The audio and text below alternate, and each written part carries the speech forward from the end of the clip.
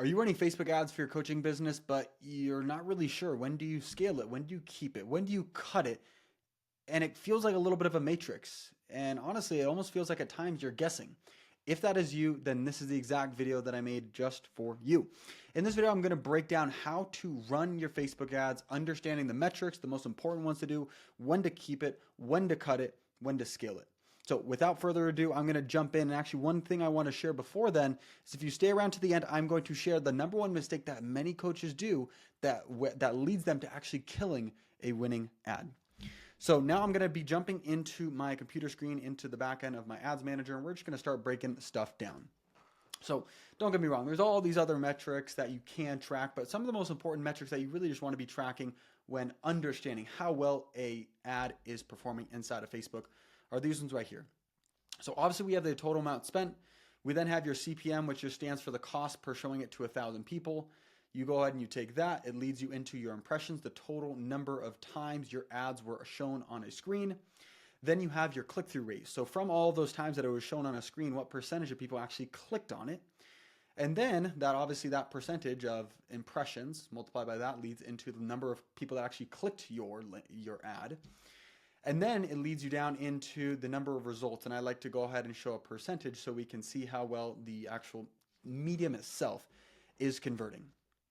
And so looking at it, some of the most important things that, once again, that we're really just going to be trying to keep on hold are these metrics. So your CPM, CTR, and then your click to opt-in. And then obviously these three metrics then lead into your cost per result, aka your cost per lead, which is a lot of people focus on. So first things first, focusing on CPM. What is it? You guys probably know if you're running ads, cost to show it to 1,000 people. And you might be thinking, okay, well, how does I decrease this? What does that look like? There's a couple of different things, and I actually put them down on this list right here. Oftentimes, there's only such a range that you can do based on who you're targeting and all that. If there's a lot of competition, it just leads it to where the numbers are going to be increased. So that's definitely one of the things that you have to consider. So whether it be broadening out your audience or making it to where it's not such a niche, I'm going to kind of talk about more of that in a second, but that's one thing. Your audience is going to be there, right? Once again, smaller, more refined niches often cost much more to reach. So doing a retargeting campaign on a smaller amount of people will typically increase your CPMs. And then ultimately cold audiences also do cost a bit more than warm audiences at the time and on that. So that's kind of part one of understanding how to increase or decrease your CPM, is understanding these foundational principles. Okay, next thing is also your ad relevance. So alongside the audience, your ad also needs to perform well. Facebook doesn't want to show an ad to people that is going to get them to click off the platform, that they don't like, or anything like that. So in short, the higher your click-through rate, lower your CPM is normally. And that also includes your engagement, any sort of negative feedback. So these are the things.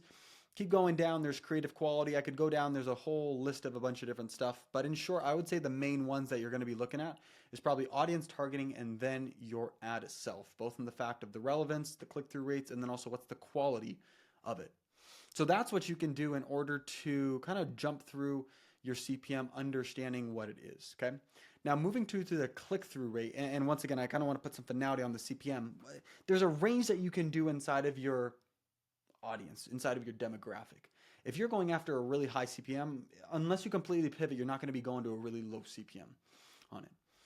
So moving on into the next part of it is going to be the click-through rate. And so the click-through rate is one of the most important metrics that we're going to use in order to determine how well does the audience actually like the ad that I'm putting in front of them. And so coming back here, I have another document that I put together that kind of walks through what contributes to your click-through rate. Okay, so one of the most important ones that I'm going to actually cover before this one is going to be your creative quality. It's typically the very first thing that your audience will see. They'll see your creative, which when I say creative, it's either your video or your picture that you're running on Facebook, Instagram, whatever it is. And so on that, you need to make sure that it catches their attention. It stops them from scrolling and does all of that. And then in the same sense too, you don't want to have it not seem native. So if people are scrolling through Reels and they see something that doesn't match there, they're probably going to keep scrolling because it's not what they wanted there. It's not going to lead to click-through rates and so on and so forth. So that's definitely one of the most important things that I would like to highlight of how you can increase your click-through rate. Now, the next thing you're going to want to look at is going to be your headline and your hook. Okay, so the headline is just the text that shows up on the bottom of your ad. I'll go ahead and pull one up right here as an example for you. So guys, this is the creative right here. The headline is just this one right there. And then this is going to be your primary text, your copy, and what that looks like. So coming back to it, it's really important to have the headline as well, and especially the hook. This kind of ties into the creative, but you need a way to hook people. If you don't get them in the first couple seconds, it's done. They're going to keep scrolling. And so a lot of coaches that I work with, their natural tendencies before we kind of start training them and walking through what's important to do inside these ads, say, hey, what's going on, guys? I'm Chris Berry. I'm a coach's coach, and I'm going to go ahead and help you understand. And they wouldn't even do that. Sometimes they say, yeah, I've done this, I've done that. The audience doesn't care who you are. They don't. They don't care about me, my credentials, any of the stuff like that, unless it is validating the information I'm about to share with them and it's quick or it's after I've already hooked them. And so these are some of the most important things. Then you see right here, I also talked about ad copy, which is the primary text underneath it. So once again, there's things I have underneath that are also contributors, but I'll say these are the top 3 things that really contribute to your CTR either being high or either being low. So as we're talking about metrics, because I'm sure that's why a bunch of you guys are here and understanding when do I cut it and when do I keep it, a typical CTR will go ahead and land. It also varies on the traffic once again. Is it cold traffic, people that have never seen you, it's your first time just going out to them? Or these people that are already familiar with you, your followers, people that have already opted into other stuff of yours? So these are things we need to consider. If we're talking cold traffic, typically between 1 and 2%, sometimes 2.5. The metric we like to see with our clients is at least 1.5%. If you're seeing it lower than that, there's typically something wrong.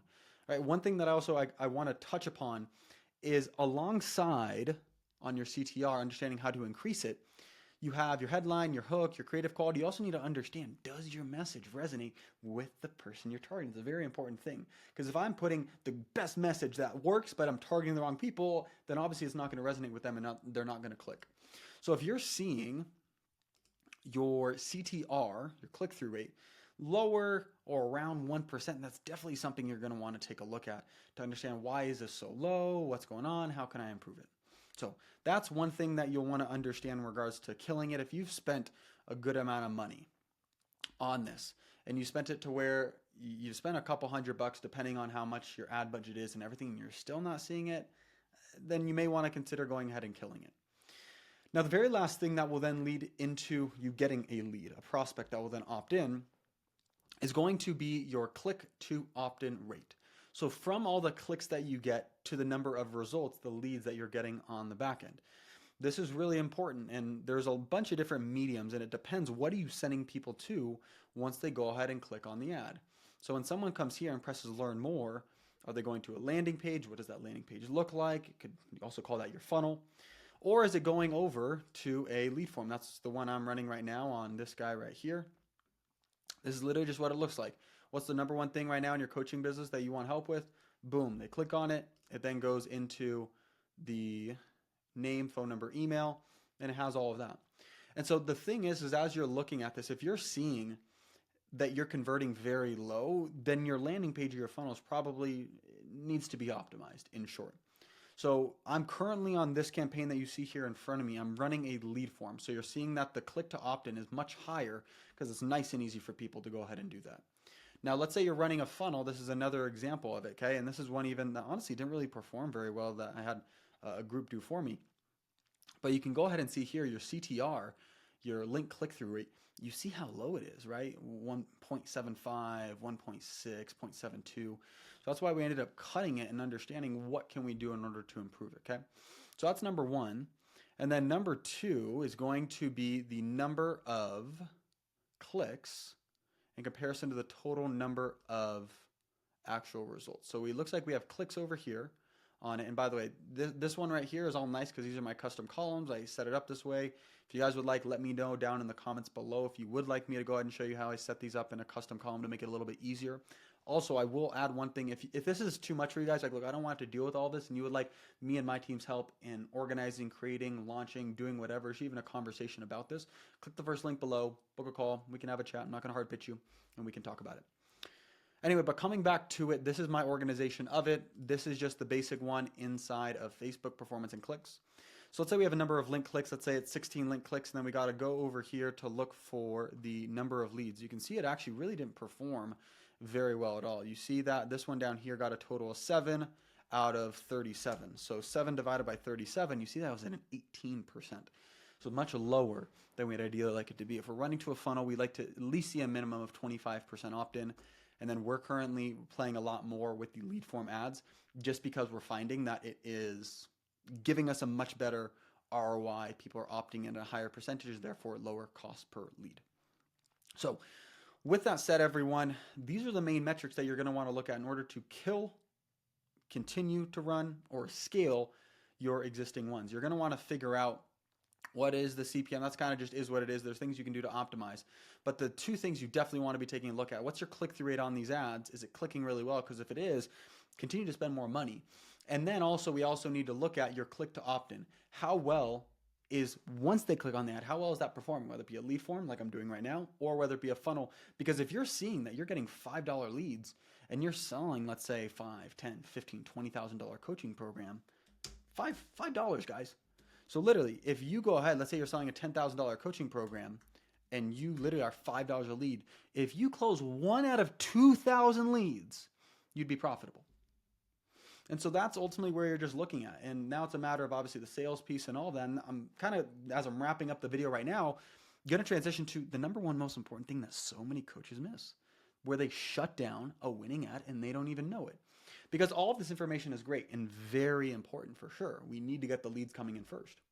But the next thing we need to consider, what's the lead quality? Are these people actually converting on the back end? Are these people actually qualified? Do they have the funds to buy what you want, and do they actually want to buy what you have? And so ultimately that is going to be the next step of this process. We've talked pretty in depth about the front end of generating the lead, understanding when to kill, cut based on some of these metrics.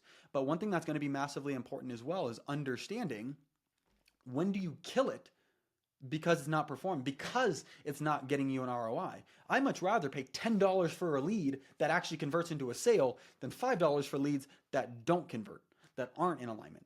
And so if you would like a better understanding of how you can go ahead and determine what is a converting ad and what's a converting lead and a quality lead and everything like that, go ahead and click right here. I put together another video that breaks it all down to make it easy for you guys. So I'll see you there on the next video.